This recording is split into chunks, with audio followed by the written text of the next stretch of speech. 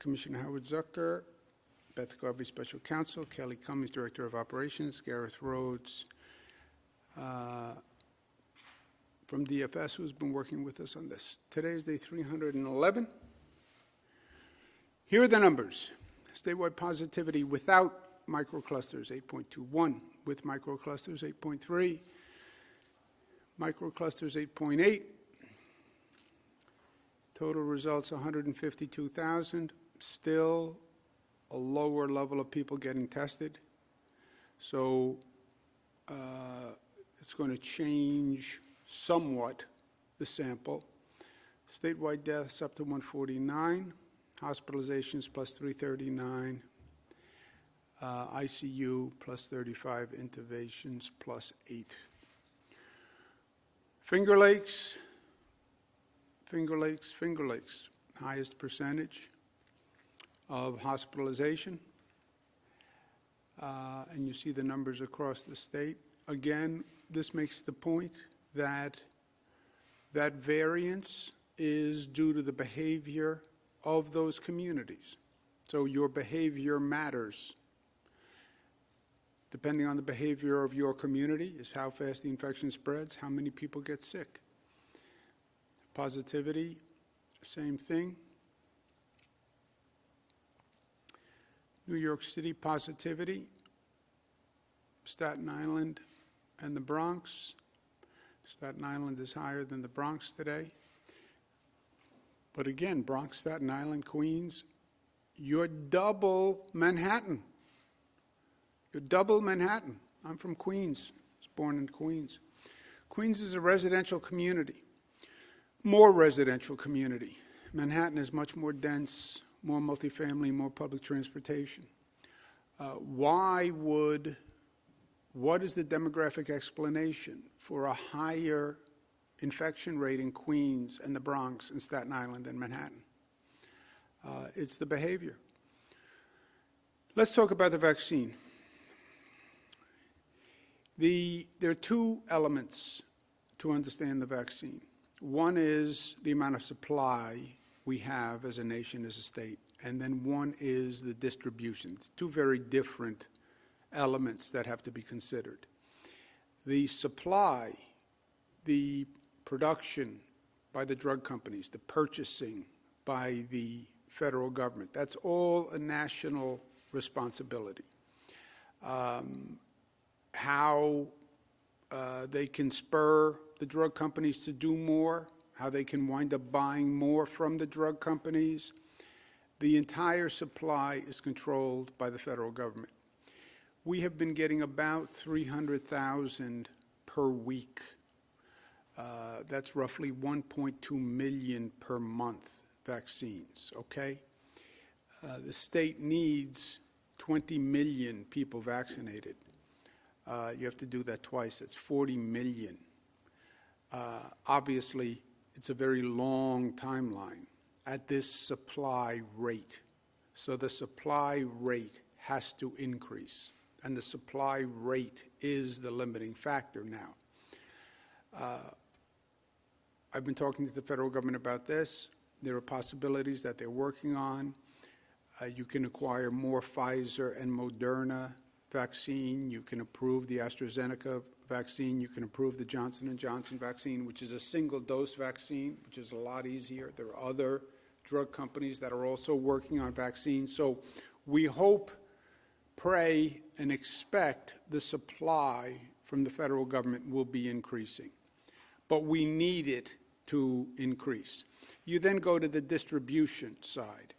On distribution, the federal government is in charge of some of the distribution in the state, and then the state is in charge. Distribution, as we discussed yesterday, think of it in 3 tranches: nursing homes, hospitals, and what we call special efforts. The nursing home program is run by the federal government, and it is a national federal program where they said, we'll do the nursing homes and we'll contract nationally with pharmaceutical chains to do the nursing homes.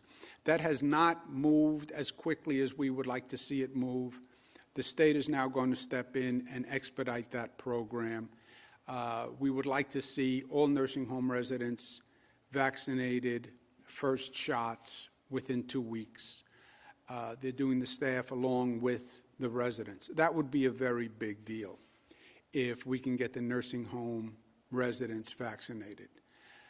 You then go to the hospitals. 194 hospitals, 24 public hospitals, 170 private hospitals. Obviously, the overwhelming effort is done by the private hospitals. We need them to operate, and we need them to operate quickly. We put in place the 7-day use it or lose it. There are 194 hospitals. If a hospital is not competent and can't do this, we'll use another hospital. It's very simple. We have 194 hospitals. We have other hospitals who can do it. So I need the best hospitals with the best management in the best systems as part of this effort. Because it's literally a matter of life and death, right? And 194 hospitals, like anything else, some are better at certain things than others. And here we need the best with the best management because the stakes are just too high. On the special efforts, that's where we're going to talk about state-sponsored efforts, drive-ins, and the social equity efforts, the churches, the community centers, et cetera. Hospitals have been the primary focus because 1A, the people we're now vaccinating, are healthcare workers. How do you get healthcare workers? You get them through the hospitals. That's why the focus has been on the hospitals. Why is the focus on healthcare workers? That's the CDC guidance. Basically, every state in the nation has accepted healthcare workers because they are the front line. They are exposed to people with the virus, and if a healthcare worker gets sick, they are then a super spreader. We have it opened for all healthcare workers are now eligible, and the hospitals are focusing on the healthcare workers. So far, 900,000 vaccines have been distributed for 2.1 million healthcare workers. Obviously, we don't have enough vaccine distributed for all healthcare workers. Let's open it up to other people, forget the healthcare workers. You can't forget the healthcare workers. These are the nurses, these are the doctors, these are the people who are on the front line. They are in the greatest risk, and they are also the greatest threat. We have a Saratoga jewelry store employee who has COVID that we're doing the contact tracing. He was in a retail store. A lot of people walk in and out of a retail store. Super spreader. What happens if a nurse or a doctor is COVID positive and sees 100 patients during a day? Healthcare workers are the first priority for both reasons. And we've only allocated half the vaccine to do the size of that population. That's why I say a lot of this is a supply issue as well as a dissemination issue. If a hospital has done all their healthcare workers and says, we're maxed out, we've done everyone, fine, then contact us and we'll take that supply back and we'll go to the next tranche, we'll go to essential workers. But as a group, we've only distributed half the vaccine necessary to do the healthcare workers. After we finish 1A, healthcare workers, then we go to 1B, which is essential workers and people who are 75 plus. That's roughly 2.5 million. So again, you go back to the supply issue. If you're getting 300,000 vaccines per week, how long will it take you to do 2.5 million people, right? On the hospitals, there's two dimensions. The hospitals now are the focus because the hospitals are focusing on the healthcare workers. Once you get towards 1B, essential workers and 75 plus, then you're dealing with members of the public. And then we're going to shift from the focus on the hospitals to what we call the retail network. What is a retail network? The retail network is a public distribution for essential workers in the general public. And that is already underway. We have 5,000 pharmacies in this state. You can call a pharmacy and you can get it. We have federally qualified health centers, county health departments, urgent care clinics, your private doctor network. We'll be supplying all of these outlets with the vaccine to do the distribution when we get to the general public.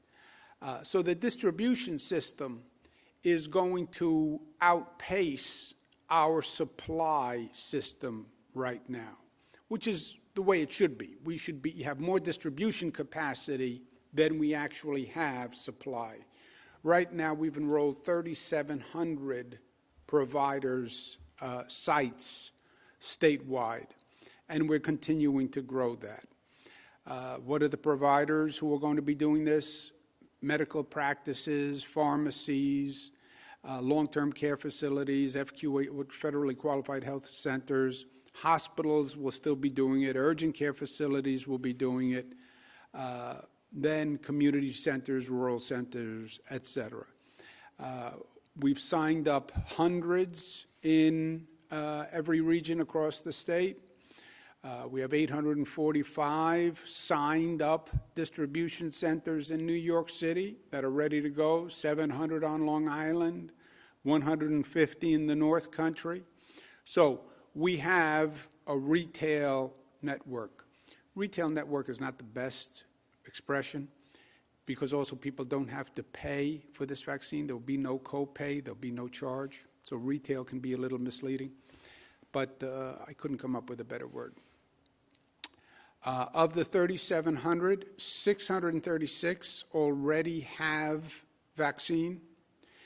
They are distributing vaccine to the healthcare workers along with the hospitals. So healthcare workers can either go to the hospitals that we've been discussing or they can go to 600 sites that are across the state. Of those sites that actually now have vaccine for healthcare workers, 244 federally qualified health centers, then the hospitals, urgent care centers, local health departments. This is where the sites are that can now serve healthcare workers. New York City, 200, Long Island, 105. So there's a network out there besides these hospitals where people can go, if they're eligible, if they're healthcare workers, right now. In addition to the hospitals and the retail, there'll be what we call special efforts. First, I'm asking police departments, fire departments, transit workers who are going to be essential workers, if they can operationalize their own vaccination system. In other words, New York City Police Department, NYPD, they can organize their own distribution system and vaccination system. The FDNY, New York City Fire Department, can operationalize and organize their own system. They have their own employees who can do the vaccines. To the extent we can have the essential workers use their own employees or their own health system provider to do their own vaccines, that removes a burden from the retail system, if you will. It removes them from the hospital system, right? So New York City Police Department, they could go to the New York City public hospitals for a vaccine, which would then overload the New York City hospitals, or they could do their own vaccines. FDNY could do their own vaccines. The teachers union, the transit workers union, all these frontline essential workers, please now think about organizing your own system so it alleviates the burden on the retail system, which is going to have to be dealing with the general public. If a police department doesn't have the capacity to do it, fine. Fire department doesn't have the capacity to do it, fine. If a teachers union doesn't have a local health provider, then fine. But for those larger workforces and those larger unions that can do this, I want you to start thinking about it now, and I would appreciate it because it will take that much burden off the distribution system. And the larger police departments, Buffalo PD, Albany PD, Rochester PD, Syracuse PD, I think many of the larger police departments in the state, we have over 500, but many of the larger ones can handle the vaccine themselves. Same with the fire departments. EMS, EMT people can do these vaccines. So I'd like them to start thinking about that now, because I'd like to reduce the burden on the hospitals and the private system whenever possible. On the special efforts, on top of this retail system, you're then going to have large state sites that are set up. Javits Center, we're going to use SUNY CUNY, where you'll have drive-through vaccine operations. Again, we need the supply to do that, but we are already setting those up. We did it with the COVID testing. We'll do it again here. And then I've made a point to say this state is going to make a statement as to social equity, and we're going to make sure that the social injustice and the healthcare disparities that we've seen are not replicated.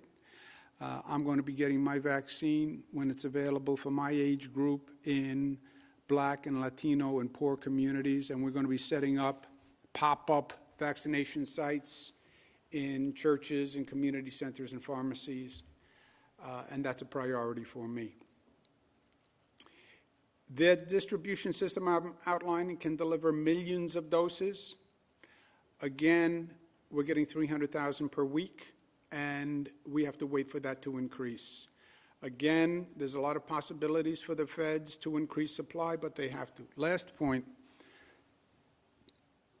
the UK strain is highly problematic, and it could be a game changer. First, for the capital region, we had the case in Saratoga. Anyone who was exposed or anyone who was exposed to someone who was exposed, please contact us. There's nothing to be ashamed of. This is a virus, it travels. But we have to know containment is vitally important here. This is a virus we have to be extra careful with. We spent the morning talking to global experts on this viral strain. The numbers are frightening on the increase of the transmittal of the virus. Even if the lethality doesn't go up, the fact that it is so much more transmittable is a very real problem. And look, we are in a foot race right now, as we said, between the vaccine implementation versus the infection rate and hospitalization capacity. That's the foot race. This UK strain changes the whole foot race because the UK strain, the rate of transmission goes way up. The rate of infection goes way up. And it's no longer the race that we were running. Apparently, the UK strain can actually overtake the original COVID strain in a matter of weeks. That's how quickly it can transmit. This is something that we have to watch and we have to pay careful attention to. The UK strain is not only in the UK, it's in South Africa, it's in 33 other countries. But it dramatically increases our challenge, and we have to be aware of it. You know, this virus has been ahead of us every step of the way. And this country has been playing catch-up every step of the way. And it's time we stop. And it's time we become more competent. You know, government was competent. Government is supposed to be competent. Government leaders are supposed to be competent. They're not supposed to be about excuses and apathy and bureaucracy. Why do we not have mandatory testing of everyone flying into this country? I mean, why not? Not a travel ban, just mandatory testing. We have gone through this. Just test all international travelers before entry. Tell the airlines you have to test them before they get on a plane to come to this country. Or say, if you land in this country, we're not going to allow you in until you take a test. 140 countries banned or required testing of UK travelers before the United States acted. 140 countries. New York acted before the United States. I called the airlines and I said, I want New York to be added to the 140 countries. And they added New York to the 140 countries. What's really infuriating, this is what happened to us last spring. Learn the lesson. The virus left China. The virus went to Europe. It was in Italy. It was in the UK. People got on a plane, came to New York.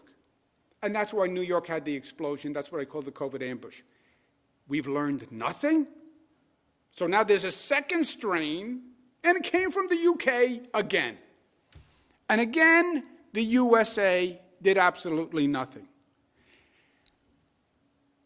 Secretary Azar, Dr. Redfield, how you can explain to the American people your lack of action, your negligence, your irresponsibility. 140 countries banned people from the UK, and you did nothing. You know that there are viral strains in other countries now. You know that as a fact. Why wouldn't you mandate testing? How many times do you have to learn the same lesson over and over? What happened to competent leadership in government? The USA must act. If the United States won't act, then New York State will act. But I can't allow people to fly into this state who we know are coming from countries that have other viral strains. New York loves being the gateway. We welcome people from all across the globe. We are on the Eastern Seaboard. That's always been our role. That's how we all wound up here. We celebrate it. But to allow the virus to be landing at our airports and to make New York a petri dish and the federal government does nothing, I can't allow that to happen. I wouldn't be doing my job as governor of the state of New York. Let's take some questions. Thank you, Governor. If you would like to ask a question, please use the raise hand function at the bottom of your window. We'll take a brief moment to compile the Q&A roster.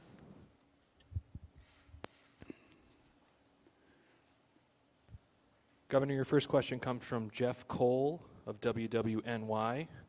Jeff, your line is now open. Please unmute your microphone. Governor, good morning. You can hear me okay? I can hear you, Jeff. How are we doing? Not bad. Hello from Watertown.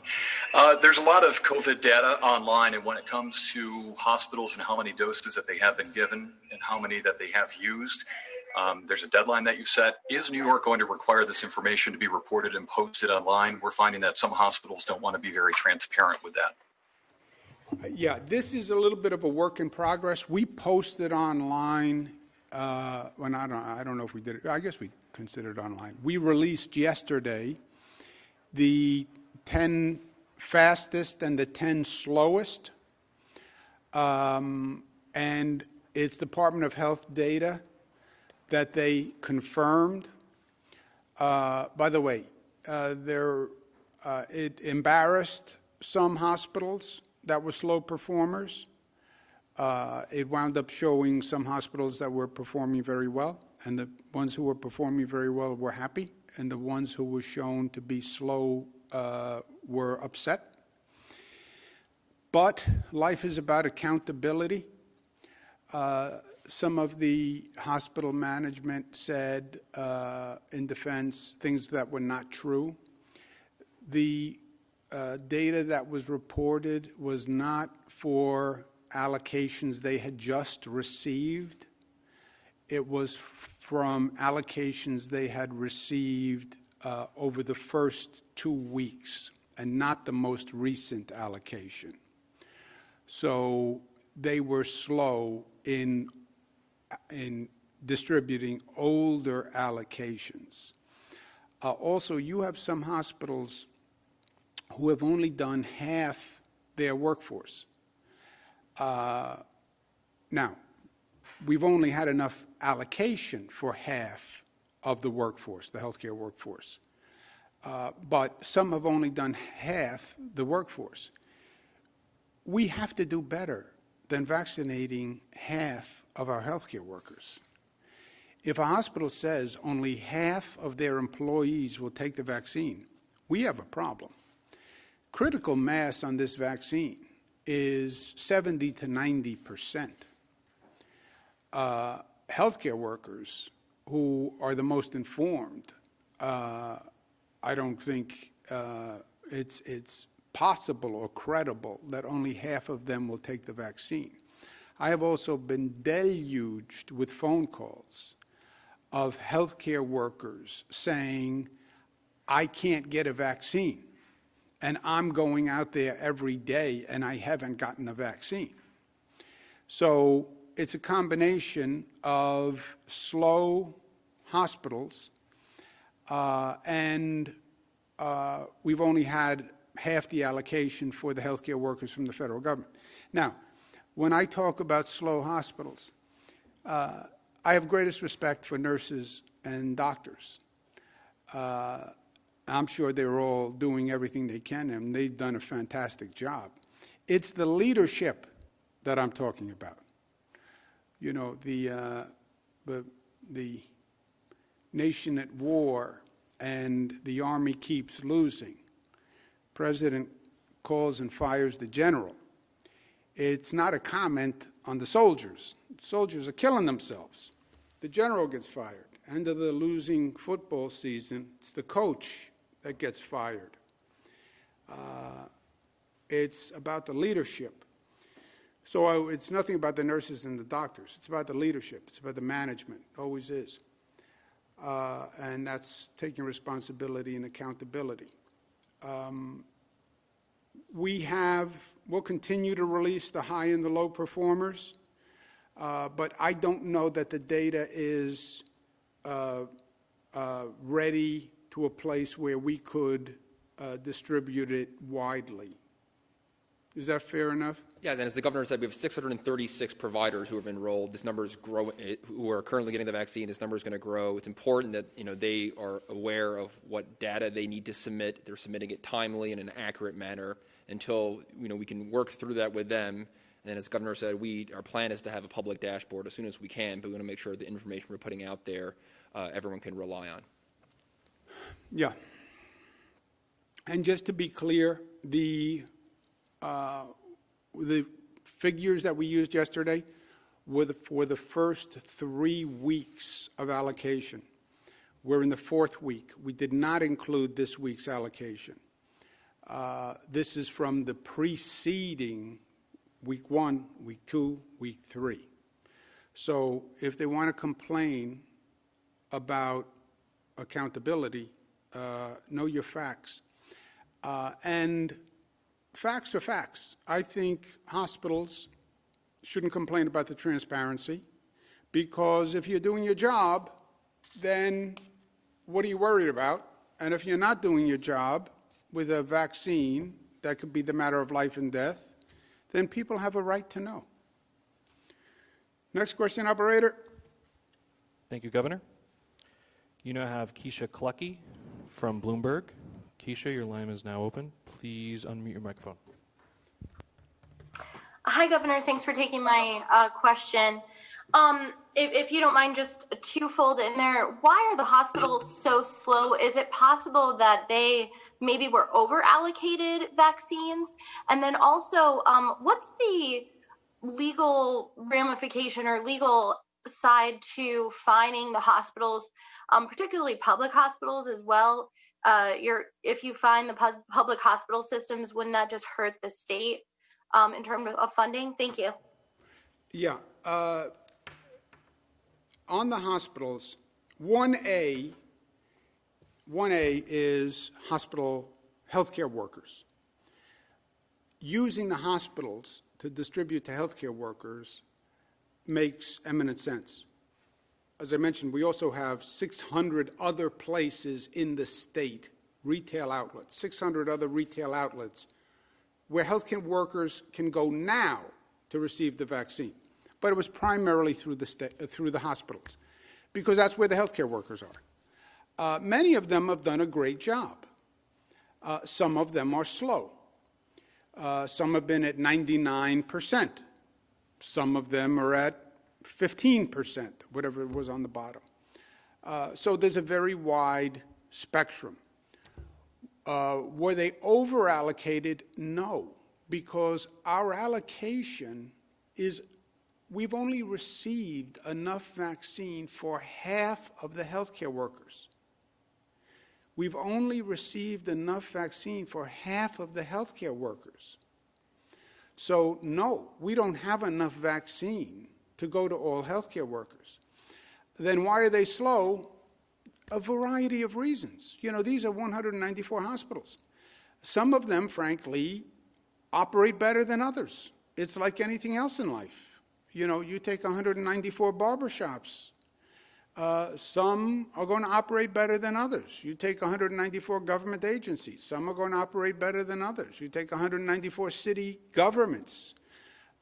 Some mayors are better than others, you know. You take 50 states. Some governors are better than others.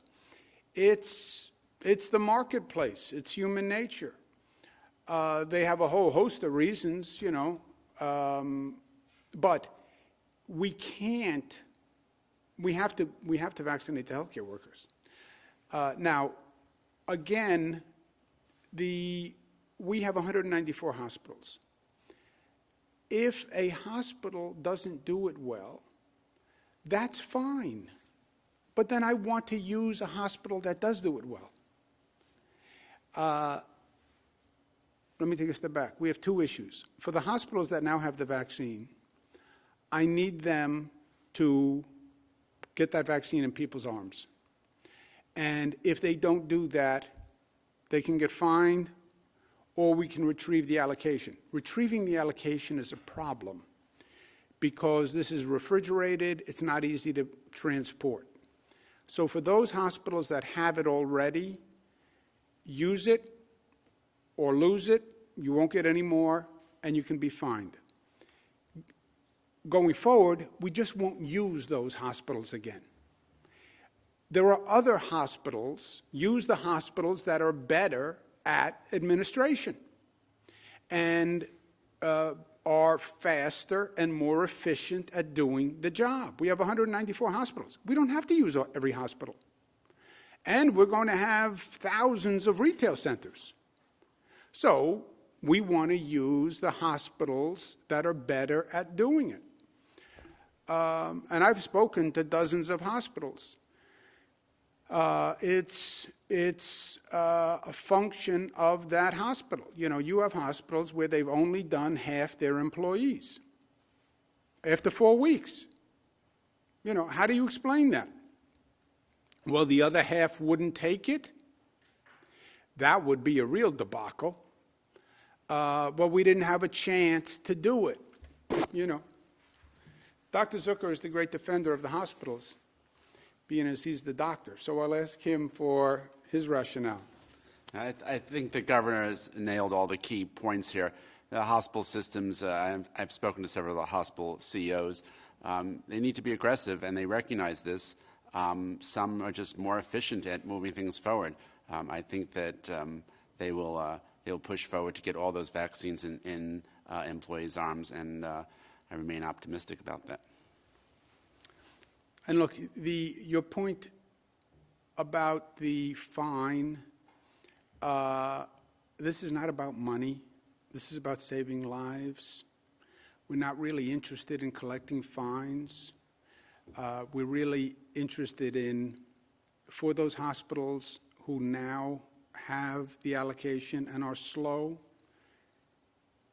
move the allocation. Move it quickly. We're serious.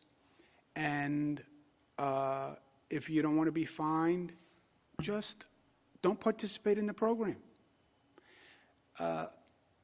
It's not a mandatory program. We don't have to have all 194 hospitals. Just say, I don't want to do it. That's fine. We have plenty of hospitals, and I'd rather use the better performing hospitals. The situation we're in is we've already allocated to all the hospitals. And again, as I said before, it's hard to get it back. But if a hospital calls up and says, I'm going to use this allocation and then I want out, fine. That's totally fine. Next question. Thank you, Governor. You now have Emily Burkhardt of WNYT. Emily, your line is now open. Please unmute your microphone. Hi, Governor. I was curious if you could tell us a little bit more about whether or not Wadsworth has been able to determine if the other cases found at the jewelry store in Saratoga are in fact a result of the UK strain. And I'm also curious if the State Department of Health is stepping in with contact tracing. We've reported on issues in Saratoga County before, and now that this strain is supposedly more transmissible, is the state stepping in to help with that? All good questions. We're going to turn them right over to the Commissioner of the Department of Health, since they are all specifically Department of Health questions. Thank you. With regards to the contact tracing, we're doing an aggressive contact tracing of all of those who were in the store. This has been taking place since the minute we learned about this.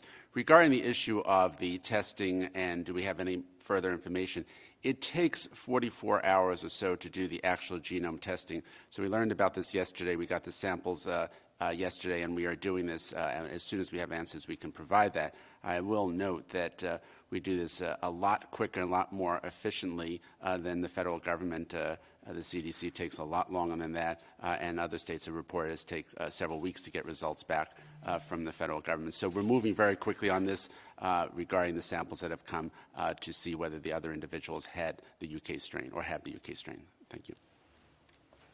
Actually, it's a very involved test for this UK strain.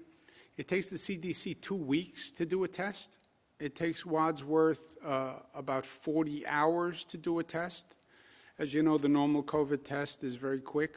So it is a complicated situation. And again, just to make sure I was clear on the hospitals, we had distributed it to all hospitals in the state. Going forward, we'll just distribute it to the hospitals that do a better job because we'll have other options also. But in the meantime, for those hospitals that already have the allocation, get it out, get it out, get it out. Question, operators, take a new question, Thanks, please. Sir. Next question comes from Peter Haskell of WCBS Radio. Peter, your line is now open. Please unmute your microphone. Hey, Governor. I've got questions about these retail sites. So a few of them quickly.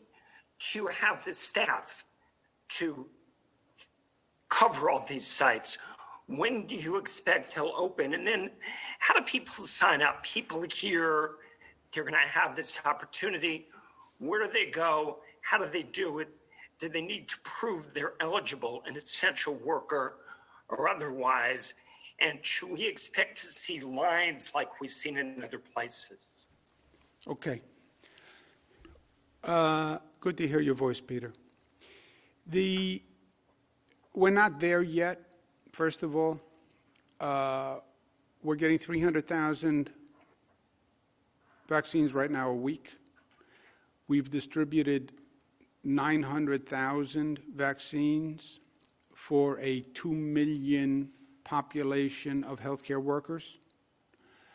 Obviously, to get through healthcare workers, if you're doing 300,000 per week, you need another 4 weeks of allocation before you can get out of healthcare workers, roughly, before you finish 1A and you move to 1B. 1B opens essential workers and general public over 75 years old. Could you move a little faster from healthcare workers? Look, if you have a hospital now that says, I did all my healthcare workers and I have an extra allocation, contact us and we'll move it. It would be a very bad sign if a hospital said, only half of my healthcare workers will take the vaccine. Obviously, that's a bad sign for the overall effectiveness of the herd immunity program, which is 70 to 90%. And also, I don't believe it. I don't believe a hospital that says only half my workers will take it. I can tell you I'm deluged with phone calls from healthcare workers who are saying, I want the vaccine, I can't get it. We expect about a 70% acceptance rate of the vaccine. Federal officials will say 70 to 90. I don't think you ever get near 90. I think if I was offering to give away cash to New Yorkers, I don't think we'd have a 90% acceptance rate. So, but a 30% refusal, 25% refusal is what we expect to see from the healthcare community, but not 50%. The retail component is this. Every year you do the flu vaccine. Who administers the flu vaccine? The private market administers the flu vaccine. Roughly half the people in the state take the flu vaccine. And it's very little government involvement. There's a whole private market that can distribute vaccines. We now have today, Peter, in New York City, 200 retail outlets for you to get a vaccine. Just check that number. 207 in New York City. 207. I know you're specific, Peter. If I said 200 and it was 207. 207 retail outlets today in New York City where you can get a vaccine if you are eligible. Now, you'd have to go there and prove that you are a healthcare worker, EMS, EMT, doctor, nurse, etc. And you have to show proof of that at that facility. Next tranche, the essential workers. What I'm asking today is as many essential workers, police, fire, teachers, transit workers, as many of them as can use their own networks, that would be great. Their own networks meaning either their employees can vaccinate that unit, police have EMS, EMT, fire department can vaccinate police, etc. Teachers have a healthcare network, transit workers have a healthcare network. As many of them that can handle it themselves, great. Otherwise, we have the retail system. The retail system will be hospitals, will be pharmacies, 5,000 pharmacies in the state, just the way you do a flu vaccine, will be federally qualified health centers, will be urgent care centers, will be local health departments. And when you get to the general population, it's easier, Peter, because the main criteria is going to be your age. So your license would do it, right? There are many pieces of ID that can actually document your age. But again, this is down the road. But that retail system has been used in the past. We've been using it now to do the COVID testing, right? So we'll implement that. And then we'll have supplemental efforts, as we did with COVID testing, state-sponsored drive-through sites, Javits Center will operationalize, and then special outreach to Black, Latino, and poor communities. So that's where we are. Let's take one more. Thank you, Governor. Your final question comes from Michael Gormley of Newsday. Michael, your line is now open. Please unmute your microphone.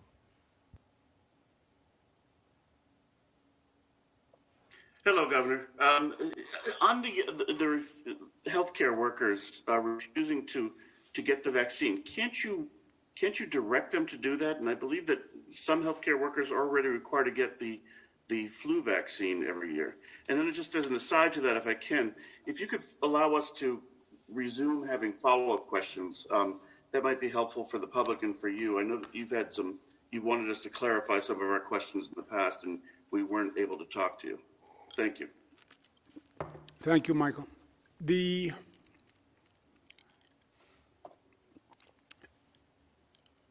have not crossed the bridge to say, by law, you must take it. Yes. Well, there is a legal question as to whether or not, with what's called an emergency authorization, you can this is an emergency authorization, federal approval. There is a complicated legal question as to whether or not you can mandate a person take a vaccine that is authorized as an emergency authorization. But besides the legal question, we haven't gotten there yet because I don't know that it is going to be an issue. You're right. We went through this with measles. But I don't know, and you're right, you have a legal argument, especially with healthcare employees, that you could say to a healthcare employee, you need to take the vaccine as a part of your job. We're not there yet. I don't believe the refusal rate is going to be that high. I think doctors get it.